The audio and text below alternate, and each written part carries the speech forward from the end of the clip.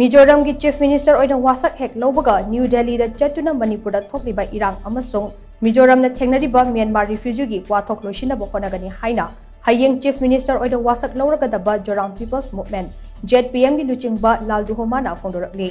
Wafam asi LALDUHOMA na ngarang Mizoram ki Rasbaban da Chattuna State asigi Governor da Anauba Lengak semnaba claim tawraba matung Paumi singa unaba amada mahak na phongdokibani Paumi singa unaba aduda LALDUHOMA na hai Mahakna Chief Minister Oina Washak Hek Loubaga atenba matamgi manungda Union Home Minister amasung External Affairs Minister unaduna Mizoram mayuk nariba Myanmar amasung Bangladesh tagi changsinlakliba refugee gi wafam amasung Manipur dagi miyoi kya lanjanarakliba asigi matangda kupna khananainakani Manipurda kuki jogi furupna separate administration demand tawriba asigi matangda paumishingna hangba wahangi pakum piraduna LALDUHOMA na makhatana hai Makoi khudingmak Indian gi citizen oibatan natana aikoi gi ichil inaw ngaktani